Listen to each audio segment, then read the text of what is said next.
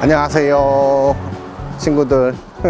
선생님이 혼자서 운전을 1시간 한 10분 정도 20분 정도 해서 경기도 광주에 있는 해공 신익희 선생 가옥 앞에 왔습니다. 여기가 이제 해공로라고 해서 해공 신익희 선생의 호를 따서 만든 길입니다. 길 이름을 해공 신익희 선생 이름을 붙였어요. 그래서 마을 입구 서아리라고 하는 곳인데, 마을 입구에 신익희 선생의 동상이 서 있습니다. 근데 여기가 엄청나게 많이 차가 왔다 갔다 합니다. 바로 길 건너편에 물류 창고가 있어요. 그래서 차가 엄청나게 많이 왔다 갔다 해서 조금 위험하기도 하고, 그래서 선생님이 안쪽으로 들어가서 설명을 좀 하도록 하겠습니다.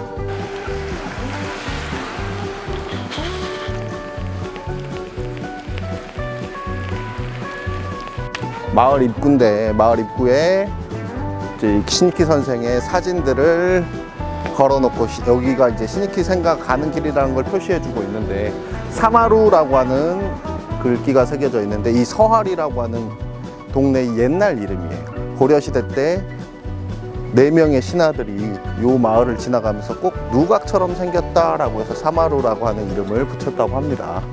그리고 현재는 서할이라고 불리게 된 곳은 아침에 안개랑 설이 이런 게 엄청나게 많이 낀다고 해서 서할이라고 하는 이름이 붙었습니다.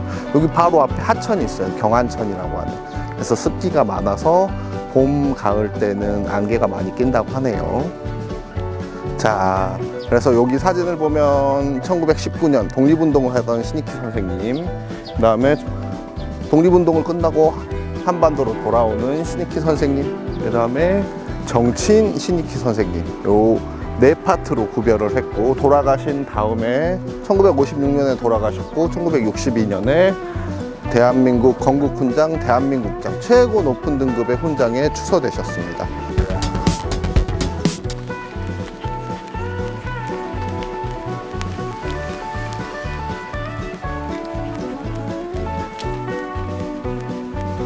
여기는 신익희 선생님이 남겨둔 어록들을 이렇게 적어 두었습니다. 이 독립운동가들은 너무나 많은 명언들을 남기셨어요. 그래서 우리를 엄청 피곤하게 합니다. 안중근 선생님 같은 경우에는 난 하루라도 책을 읽지 않으면 입안에 가시가 돋친다라고 해서 막 책을 읽으라 그랬어요. 신익희 선생님도 마찬가지였습니다. 일단은 선생님하고도 약간 먼 이야기인데, 이학, 이가라고 해서 학교를 내 집과 같이 한다. 배우는 거를 집처럼 막 왔다 갔다 자주 왔다 갔다 하면서 가서 배워라, 이런 뜻이에요. 친구들 동의하십니까? 선생님도 친구들을 가르치고 있지만 공부하기 너무 힘듭니다. 사실 독립운동가들이 이렇게 책을 막 읽으라고 얘기하는 건 어쩔 수 없는 경향도 있습니다. 왜냐면 당시에 학문이라던가 지식들을 전달받을 수 있는 유일한 통로였어요. 근데 이제 우리는 세상이 바뀌었습니다.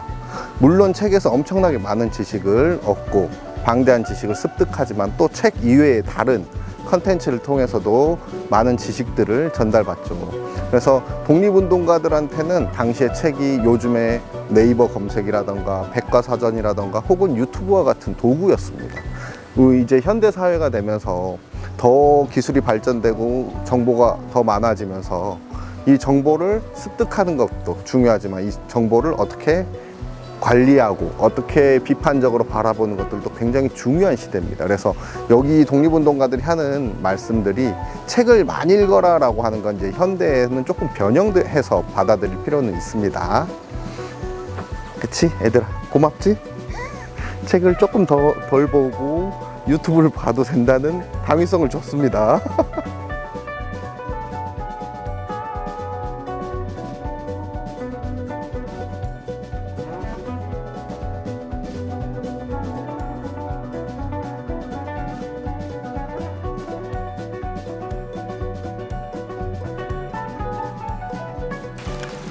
자, 친구들, 여기가 이제 신익희 선생님 태어나신 집입니다. 근데 이제 이 집은 복원된 집이에요.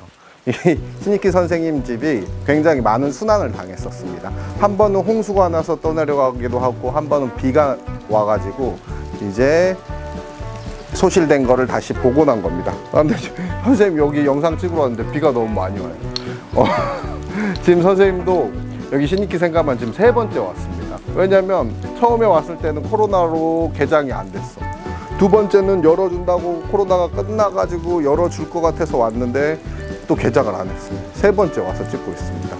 근데 왔는데도 선생님이 영상을 찍기 전에는 비가 안 오다가 영상 찍으니까 비가 오네요.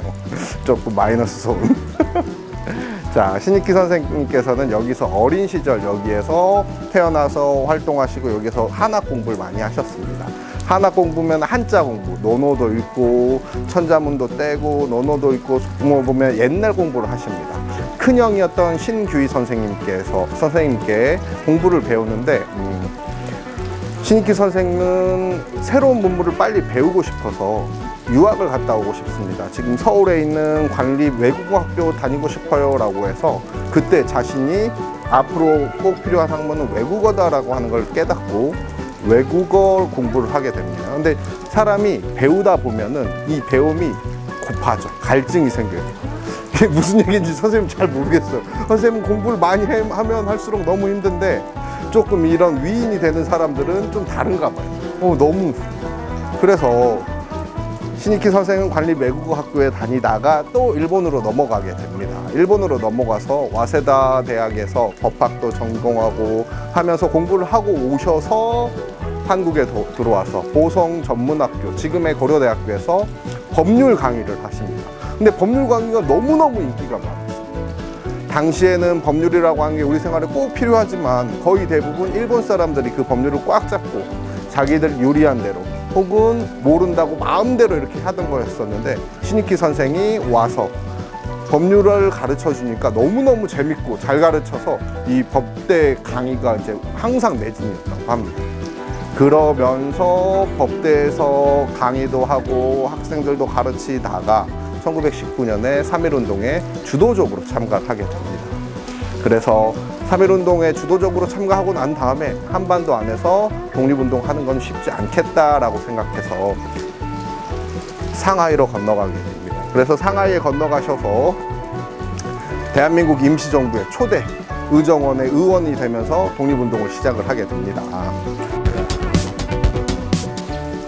얘들아, 비가 너무 많이 왔어. 안으로 들어왔습니다.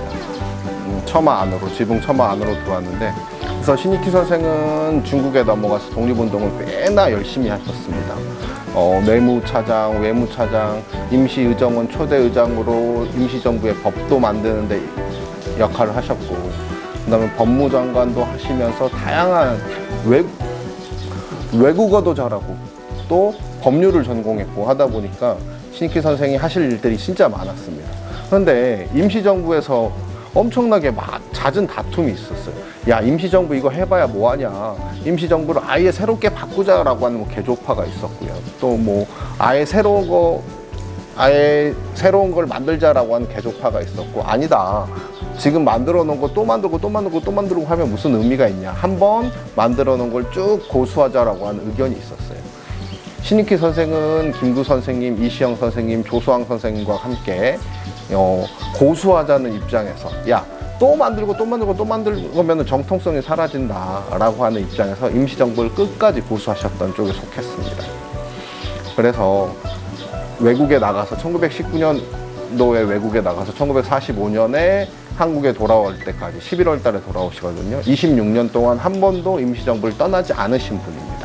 근데 임시정부 요원들이 이렇게 개조파, 완전 창조파, 그 다음에 고수파 이렇게 입장으로 나눠지다 보니까 고수파 인원들이 조금 적어집니다. 그러다 보니까 들어오는 독립기금들도 조금 적어지고 그래서 조금 생활이 어려워집니다.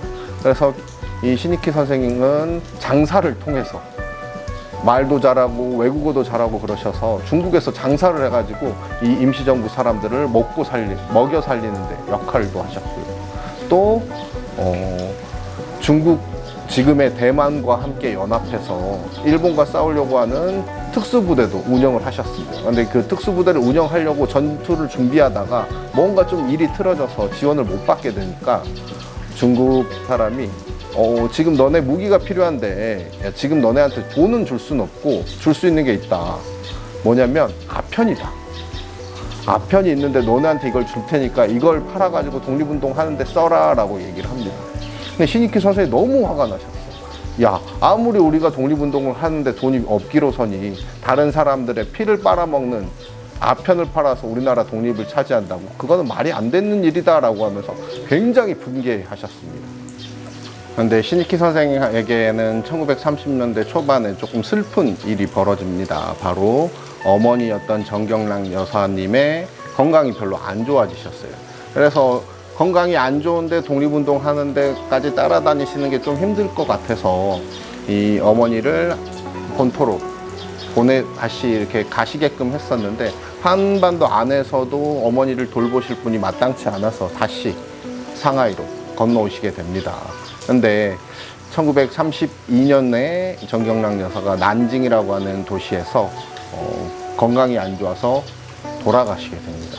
그래서 시니키 선생은 이제 어머님의 유언은 나를 꼭 고국에 데려가서 묻히게 해달라고 했었는데 그러면은 시신을 매장을 해야 되는데 그 매장하는 것도 비용도 비싸고 그래서 시니키 선생이 어머니를 화장하고 난 다음에 양쯔강 강에다가 이 시신을 뿌렸다고 합니다. 근데 이제 시니키 선생이 해방되고 나서 그 일을 항상 마음에 담아두셨다고 해요. 왜냐 당시에 나는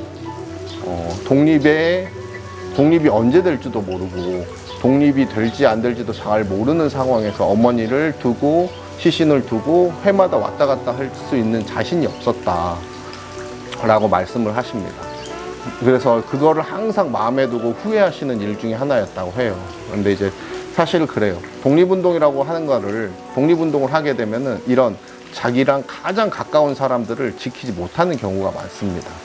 그래서 이 사람들이 했었던 그 슬픔들, 느끼게 됐었던 아픔들을 이제 독립이 된 다음에 국가가 이렇게 많이 보듬어 줘야 될 필요가 있어요. 시니키 선생 초월읍에서 이제 경기도 광주에서 태어나서 여기에서 한학 공부를 하고 서울로 옮겨갈 때까지 생활했었던 공간 시니키 생가에 와봤습니다. 이제 선생님이랑